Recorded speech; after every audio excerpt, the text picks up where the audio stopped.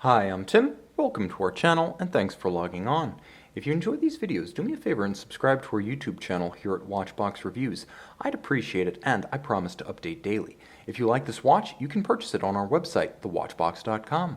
Buy, trade, and sell luxury watches on thewatchbox.com. Today we're discussing a veteran Rolex Oyster Perpetual GMT-Master 16758.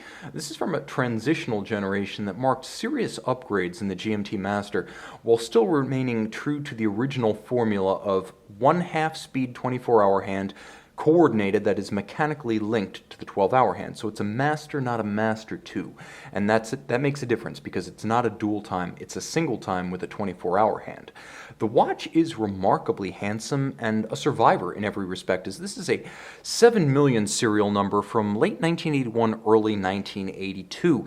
The 16750 family featured many innovations, but size was not one of them, as the watch remains a fairly standard GMT-Master 40mm, and in terms of thickness, 11.8. It's actually a little bit slimmer than the 1983 GMT-Master 2, the Sophia Loren, the so-called Fat Lady, the first of the dual times. This one's a little bit lower in profile.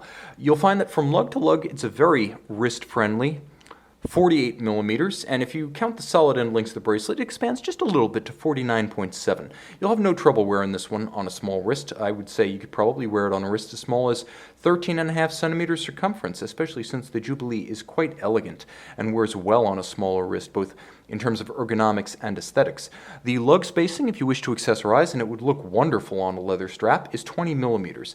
Now the timepiece has a vintage feel to it, born of the fact that this bracelet is of comparable age to the rest of the watch. Which is to say, yes, there is bracelet stretch. It's a wearable Jubilee, but I want you to see exactly what you're getting. It's in good physical condition, but it does have significant play in it. First of all, these weren't built to quite the same tolerances as the modern Jubilees. And second, the better part of 30 years invested in watch and bracelet means that this watch has been enjoyed, and that's all it shows, signs that it was enjoyed, not locked away in a safe. You'll note that the links themselves are still remarkably full. Down their shoulders, they're well defined, and that's your sign that this has not been an extensively refinished watch. Bracelet and case are both excellent in that respect. The clasp has wonderfully tight tolerances, and the opposite flank, I suppose I should show you both sides of the bracelet so you know exactly what you're getting. Both sides have the same sharp shoulders and squared off profiles of a minimally refinished Rolex Jubilee. I should also mention that this features a older crown clasp architecture. As you can see, the crown, as ever on a crown clasp, being the only visible partition point of the clasp itself, much like a Rolex President, but with the slimmer and more elegant Jubilee profile. Now, some folks take exception to a Jubilee on a GMT because they are more contemporary Rolex enthusiasts. Maybe they've developed their tastes in recent years, or they're new to the line and they may have not seen a Jubilee on a GMT. But in fact, from the very beginning in the 1950s, up until the arrival of the GMT-C in the mid-2000s, the Jubilee was always an option on the GMT, and it looks natural on a full gold GMT, which is more formal and dress-oriented than the standard steel pilot's watch. So a few changes that came with the first of the 5-digit GMT Masters. First change, high beat movement. This one uses Rolex caliber 3075. First quick set date. Modern GMT Master 2s with the second time zone don't have a traditional quick set date. Those are only found on the transitional 16750 families and the later 16700 families. Otherwise, you're either going to have a non-quick set Rolex GMT or you're going to have a Master 2.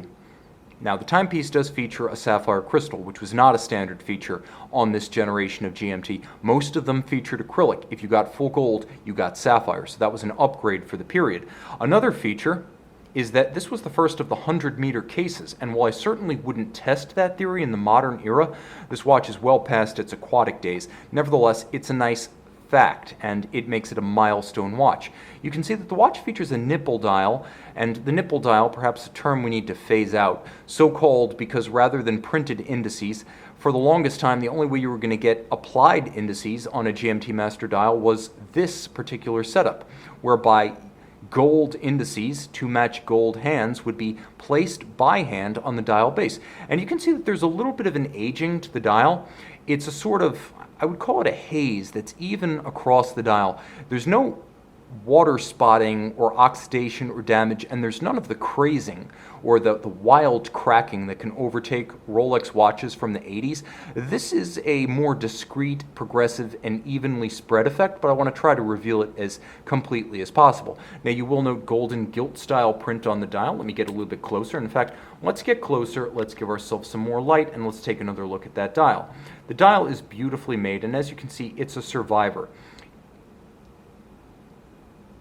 You'll also note that the bezel is a service replacement piece. Full disclosure, this bidirectional aviator-style bezel was at some point refreshed by Rolex service. Now the movement is a gem. You'll find that the quick-set function is wonderfully convenient. Let me just make sure I'm not in the danger zone before I use the quick-set. It'd be a shame to let this one survive 3 decades and then have Tim Masso break it on YouTube. So the timepiece features both the hacking seconds function and a quick set that you won't find on a modern GMT-Master 2. You'll see all of the 9s and 6s feature the characteristic vintage open profile, as well as a golden metallic disc on which they are featured. The timepiece featuring 27 joules automatic winding, a 48-hour power reserve when fully wound. It can still be made to keep COSC time. It was a COSC chronometer in its day. It remains a chronometer in potential. So that is one feature of a watch that should not change as it ages. If it was a chronometer as made, it should remain a chronometer regardless. Moreover, the timepiece features a robust architecture, though not blessed with a full balance bridge. It did feature a full free-sprung balance architecture with Rolex's micro-stella adjustment nuts for precise changes. It remains largely shock-resistant, and it still had an overcoil hairspring back in the day for concentric beating in any position. A handsome watch. I think it's important to show you the case lines as closely as possible, because you can see the first thing to go on a vintage Rolex is usually the volume of the lugs, especially on a vintage gold Rolex. But you'll note that these lugs are not just relatively full, the metal is still there, but they're even from side to side, meaning there hasn't been much differential refinishing of these lugs. Everything that has been done minimally as well as symmetrically, and this remains a true survivor, a daily driver grade vintage Rolex that you can wear every day without guilt. It's not so perfect that you would feel guilty putting it on and wearing it, nor is this one that has endured the ravages of time worse for wear. It's in great shape, an original watch as Rolex made it. You can see and you can wear this emerging vintage transitional GMT Master on the watch box.